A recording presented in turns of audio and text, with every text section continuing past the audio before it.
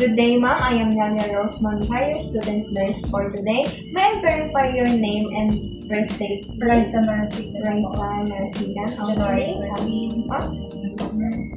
So, I am here today po to assess your head, your nose, your mouth, ears, tsaka your neck.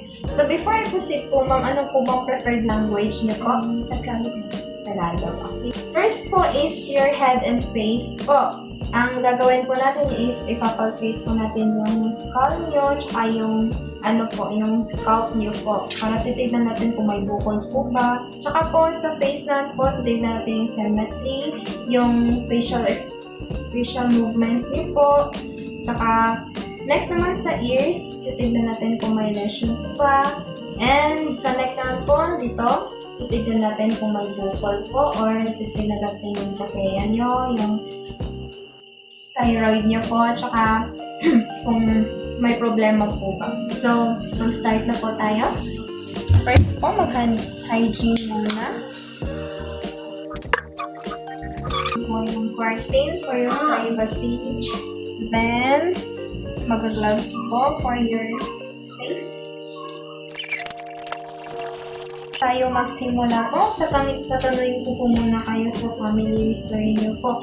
Sa head and face niyo po, nakakaano po ba kayo ng mga lumps or bumps? Anything na may bukol po? Wala naman po. Hindi naman po stiff yung face niyo. Hindi naman. Yung sa family niyo po, hindi rin. So, nahihilo po ba kayo? Wala naman po. Okay? Thank you po. So, in-expect muna natin yung symmetry po ng face nyo, tsaka yung size. Okay naman po, yung head nyo, tsaka yung skull nyo po. Okay naman po siya. Then, next po is yung hair nyo po. Ay, yung scalp, I mean. Titignan ko po, ipapalpate ko po muna. Masakit po ba siya? Hindi naman. Titignan ko lang po kung may bumpa po.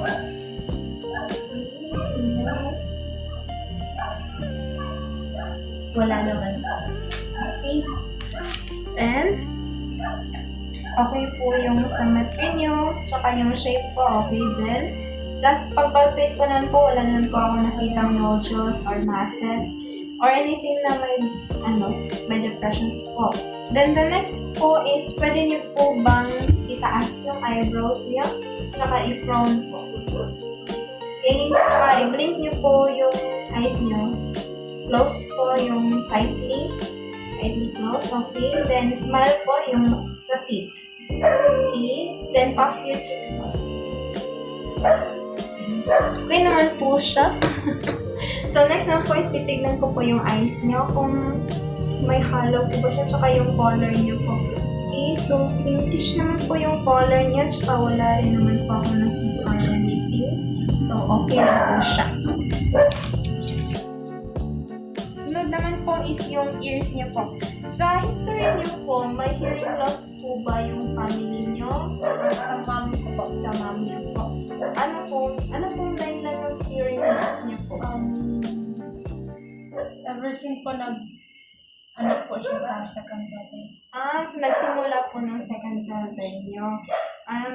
Gaano na po katagal ngayon yung hearing loss ng mom niyo po? Hindi ko po siya ma-count pero matagal na po. Matagal na. Mga years na po. Years na po. Na-apektuhan naman po yung ears niyo ngayon. Hindi na. Okay? So, thank you po. Inspect ko lang po yung auricles niyo po. So, ayos niyo. Pag pinapalpate ko po ba siya, masakit po? Hindi. So, sa naman po, kung dito nyo may measure po, nandito yung pinakol nyo. So, okay naman po yung ng ears nyo. Wala naman pong problema. So, wala na po ba kayong tanong? Wala na. So, next po is sa neck naman po tayo. So, sa history po sa neck po, nakakaramdam po ba kayo ng stiffness? Wala na. Wala na. Tsaka yung may napansin po ba kayong bukol? Wala din. Sa family history niyo po, wala po ba? Wala din. Okay po, is ipapalpate ko lang po yung kung may lymph nodes po kayo, nodules.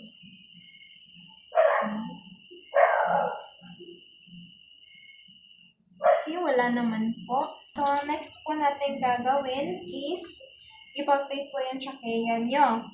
Or, titingnan po natin. Dito ko po siya.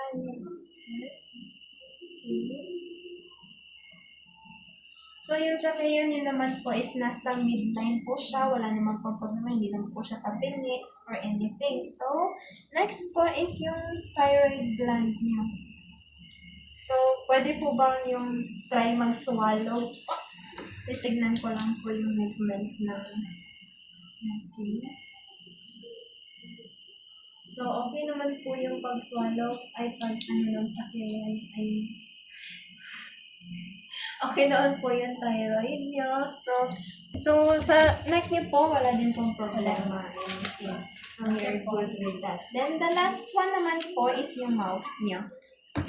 So, first po, titingnan po natin kung may family history po ba kayo na, like may sira po ba sa ngipin, sa Opo, dad bangs, ko po. yung papa nyo. Okay. Anything naman po na, like diagnose or treatment po, wala. Pinabayaan lang niya ganun. Okay. Sa inyo naman po, ma'am? Meron din. Meron din. So, titignan po natin yung lips niyo po muna. So, sa texture naman po yung lips niyo, okay naman po. Hindi naman po siya gaano ka-dry. And the color naman po is sakto lang din, which is pinkish. Tsaka yung moisty naman po siya. Then, sa inner naman po, inner mouth niyo po is titignan lang po natin yung teeth niyo and tsaka yung gums niyo. Lang po. Open your mouth po.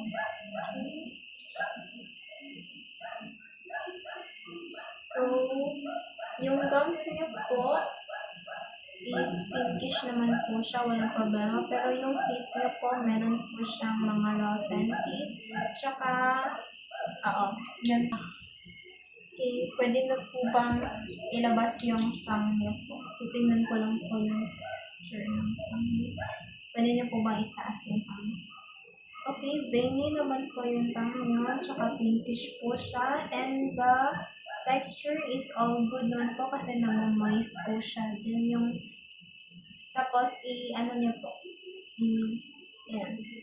I-check ko lang po yung ovula niyo po. Say, okay. Okay naman po yung ovula niyo. And tsaka yung saliva niyo. Then, the next one po is, last na po. So, okay naman po. Yung mouth niyo naman po, wala pong, ayun lang pong problema, which is the teeth lang po. And your gums is all good naman. So, i-refer ko na lang po kayo sa dentist po. Kung okay lang po sa inyo. Okay. So, all goods na po tayo, ma'am. Yung problema niyo lang po is yung teeth niyo, yung head and neck niyo po, wala naman pong problema, tsaka yung ears niyo, aside sa may family history po. So, i-document ko lang po, no? After this assessment po, i-refer po kayo sa dentist or anything. May question po ba kayo? Wala. Okay po, all goods na po tayo. Thank you po, ma'am.